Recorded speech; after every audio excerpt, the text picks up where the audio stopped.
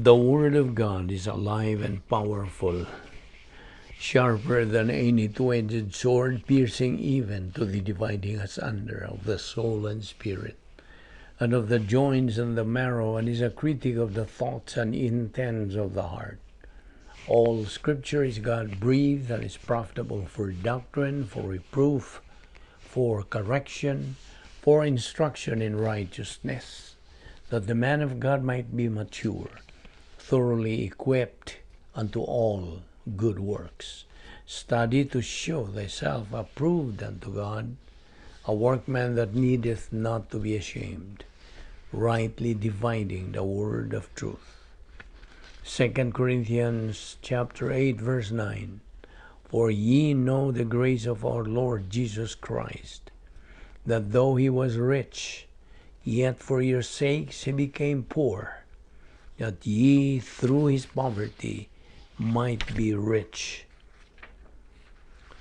2 Corinthians 5:17. Therefore, if anyone is in Christ, he is a new creation.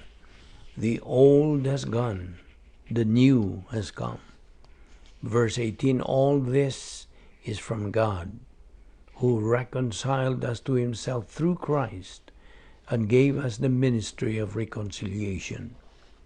Verse 19, that God was reconciling the world to himself in Christ, not counting men's sins against them, and he has committed to us the message of reconciliation. Verse 20, we are therefore Christ's ambassadors, as though God were making his appeal through us. We implore you on Christ's behalf, be reconciled to God. Verse 21, God made him, the Lord Jesus Christ, who had no sin, to be sin for us, so that in him we might become the righteousness of God. 2 Chronicles 7:14, if my people which are called by my name shall humble themselves and pray and seek my face and turn from their wicked ways, then I will hear from heaven and will forgive their sins and will heal their land. Before we start our Bible study today, as usual, let us use the principle of 1 John 1:9, which is the rebound technique. 1 John 1:9 says, if we confess our sins, God is faithful and just to forgive us our sins and to cleanse us from all unrighteousness. Now, for you unbeliever, the issue you face is not confession of your sins. It is using your free will. God gave you that free will so you can make the most important decision from there. The decision to believe in the Lord Jesus Christ as Lord and Savior. Therefore, believe on the Lord Jesus Christ and you will be saved. Let us pray.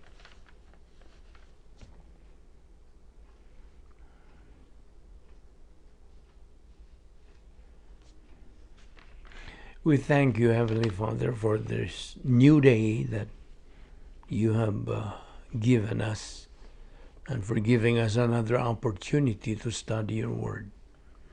We pray that you give us the deeper concentration and focus to your truths, which you are going to impart to us today.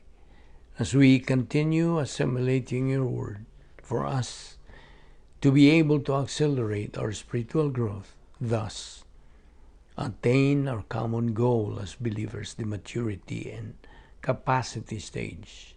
All this we ask in Christ's name. Amen.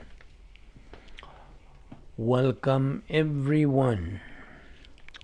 Here we are once again, and we are finishing our topic on the doctrine of phase 2 life, post-salvation spiritual life. Well, once again, we would ask our listeners, our followers, our friends, and our fellow believers to subscribe to our ministry. Our ministry would appreciate if you do subscribe to it, well, just click that word subscribe, the one in red color, and that's it. Our YouTube channel for our ministry just would like to update this thing. And if you do that, we would greatly appreciate your cooperation. Thank you. Okay. We are now continuing our study, and which we believe we can finish this today. Spirituality versus morality. That is the title, or subtitle, I would say, to the main topic, the doctrine of phase 2 life, post-salvation spiritual life. Now, first of all, a believer in Jesus Christ is likened to a person who has divorced his first husband. Who was his first husband? The old sin nature. And now, it is Christ who is his new husband. That's an analogy.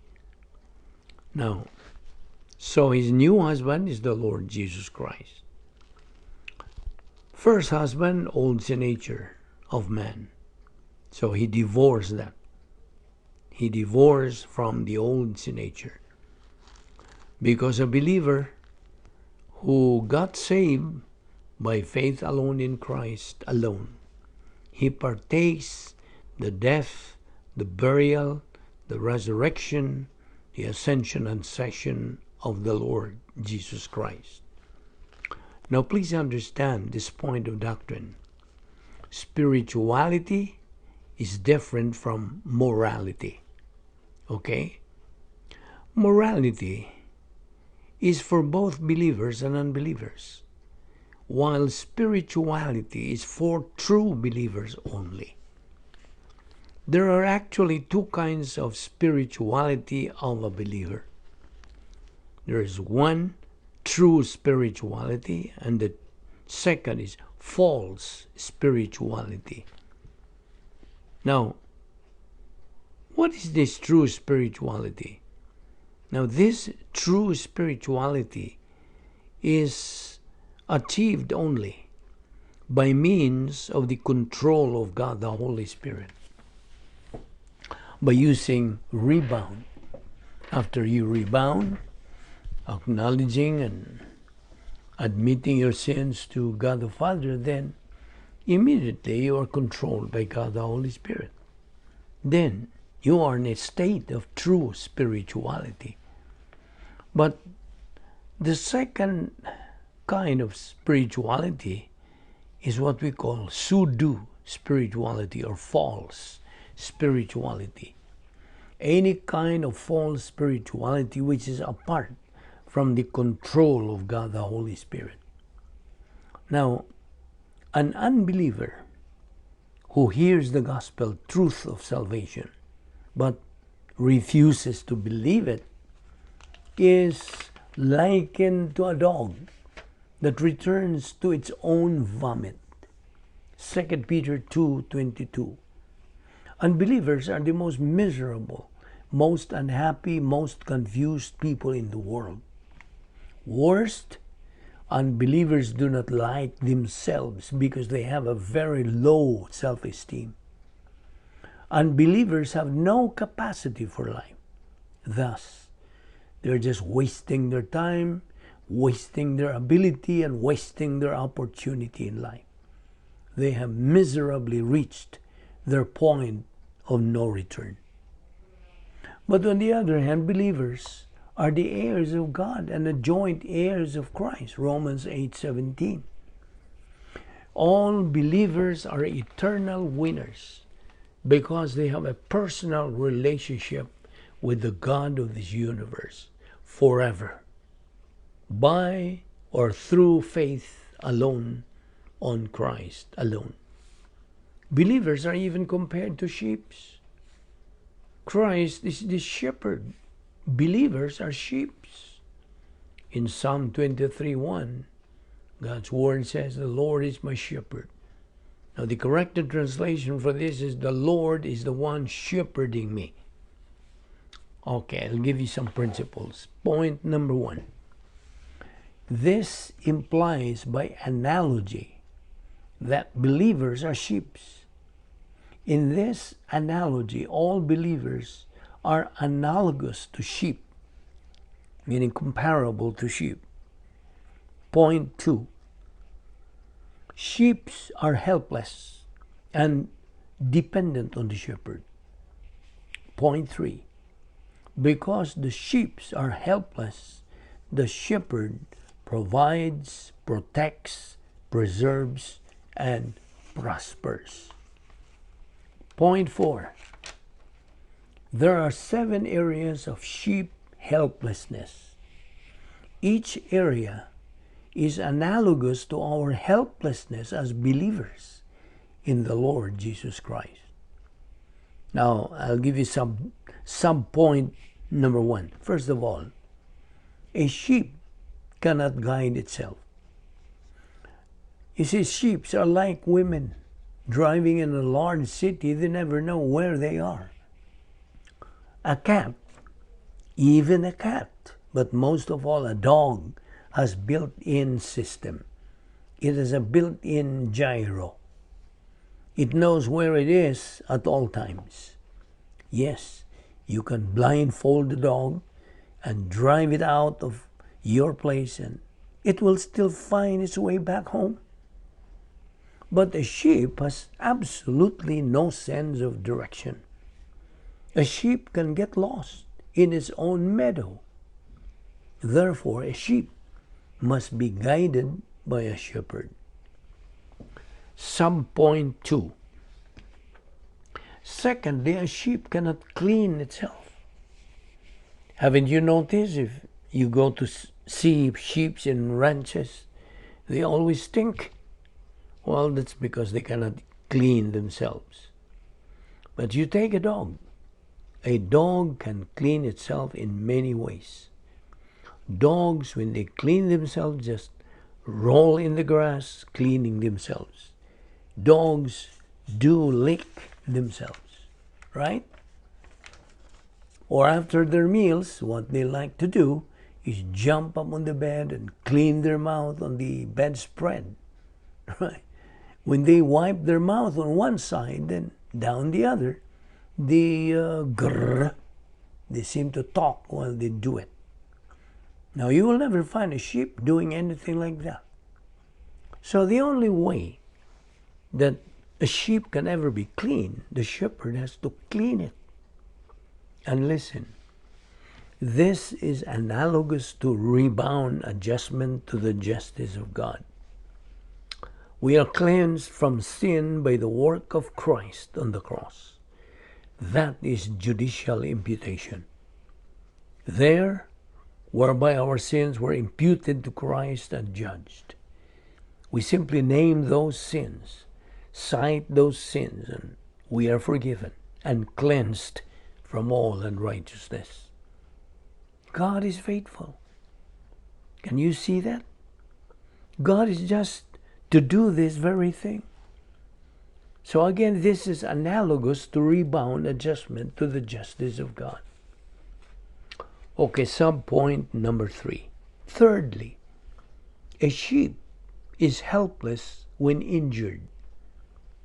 You take a dog or even a cat.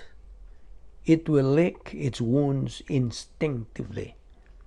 A dog seems to know that the saliva has therapeutic benefit. But an injured sheep will do nothing. It will just lie down and die unless it is tended by the shepherd. Subpoint number 4.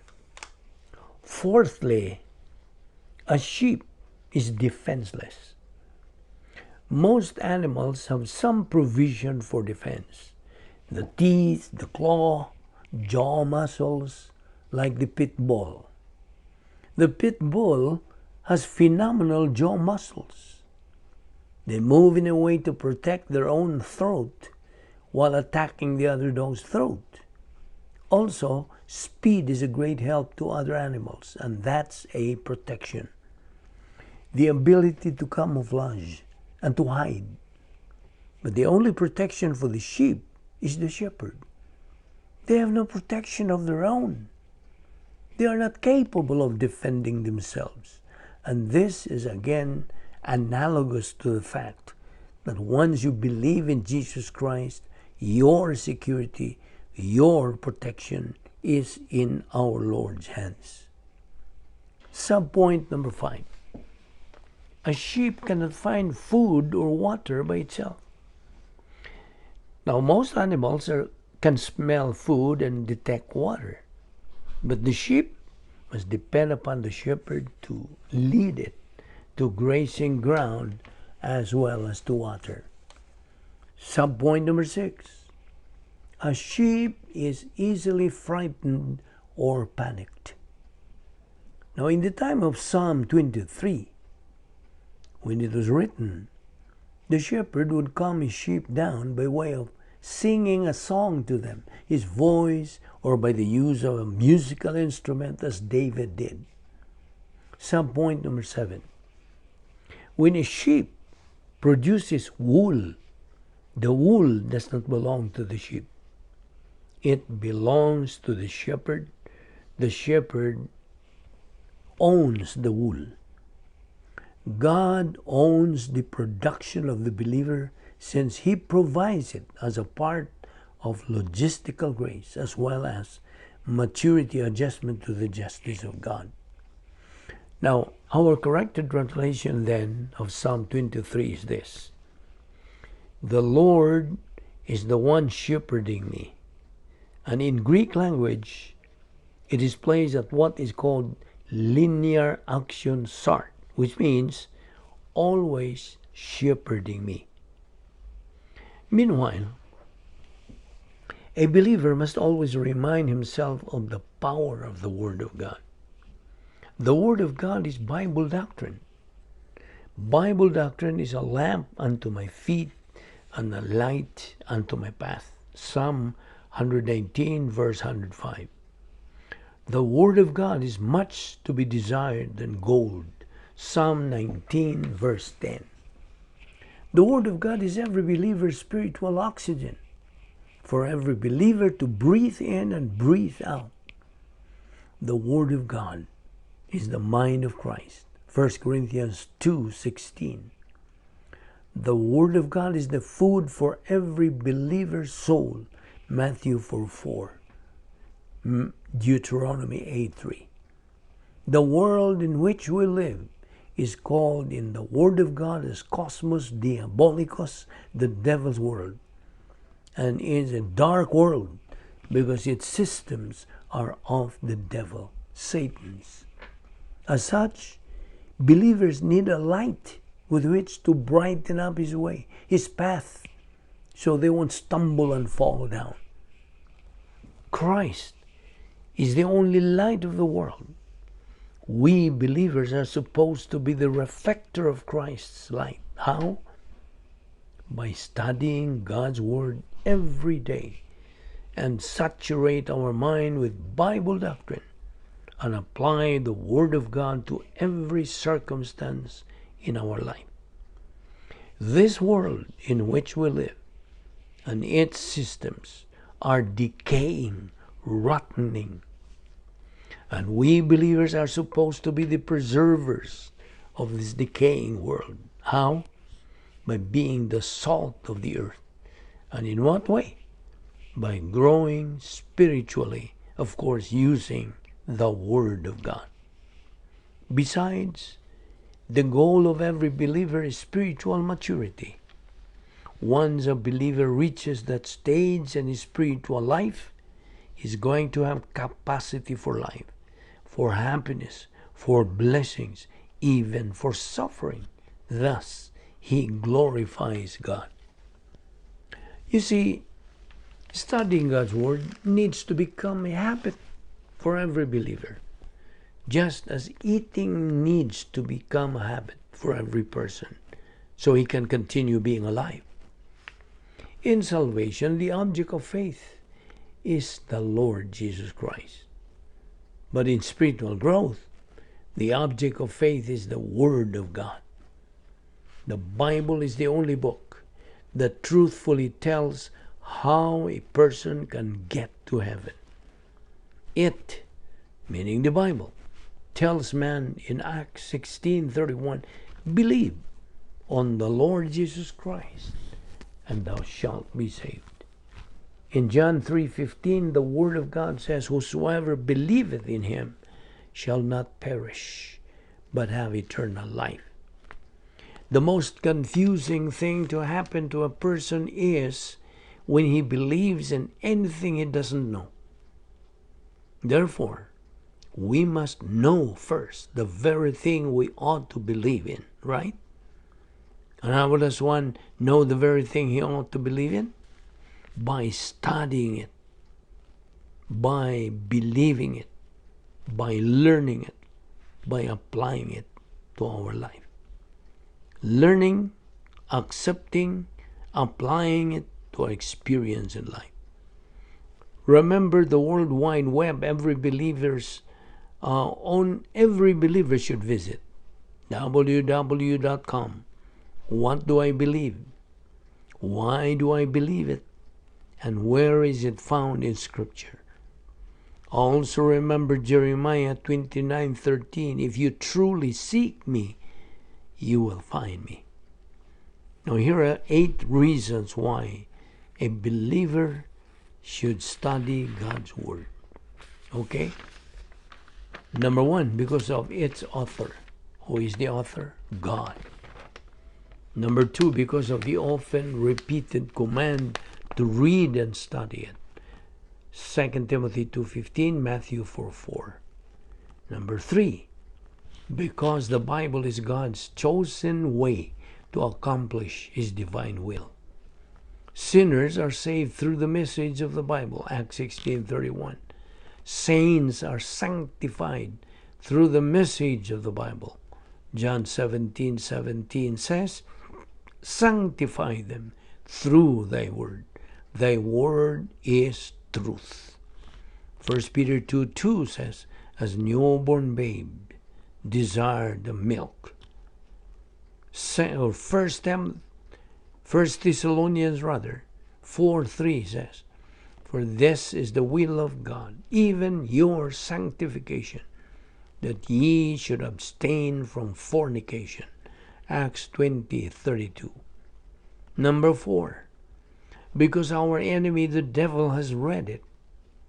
Number 5, because the Bible alone provides answers to life's $364 trillion questions. Where did they come from? Genesis 1:26-27, Psalms 100 verse 3. Why am I here? Ecclesiastes 12:13 and Revelation 4:11. And where am I going? John 3:16-18. Number 6, because of the example of Paul, 2 Timothy 4:6-8 and 13. And number 7, because we will never have the opportunity to apply many of its verses after we leave this earth. There will be no opportunity to apply 1 Corinthians 10:13 in heaven. What does 1 Corinthians 10:13 say? There hath no temptation taken you. And letter B, there will be no opportunity to apply 1 John 1:9 in heaven. C, no opportunity to apply Philippians 4:19. God supplies all your needs in heaven. D, no opportunity to apply John 14:1-3. Let not your heart be troubled. No more. No opportunity to apply in heaven. Reason, in heaven there will be no sorrow. Letter E, no opportunity to apply in heaven Psalm 23:4. What does it say? Yea, though I walk through the valley of the shadow of death. The reason? In heaven there will be no more death. Number 8, because the only ultimate proof of our faith is the Bible. Doctrine is every believer's authority. Now, there are three things you cannot do without. Number one, without the shedding of blood, there is no salvation. There is no forgiveness. Hebrews 9:22. Number two, without faith, you cannot please God. Hebrews 11:6. Number three, without me, you can do nothing. You cannot be productive or fruitful. John 15:5. So, if you are seeking the truth and would ask, what must I do to be saved? The answer, believe on the Lord Jesus Christ, and thou shalt be saved. Let us pray. Heavenly Father, we thank you for this opportunity once again of studying your word, especially the doctrine of spirituality versus morality. We thank you, Lord, for enlightening us about this doctrine of phase 2 life, the post-salvation spiritual life. We pray that God, the Holy Spirit, will challenge us, motivate us, and make these things clear to our mind. And we now pray that you continue using this ministry for the dissemination of the gospel and for the edification of the church. This we ask in Christ's name. Amen.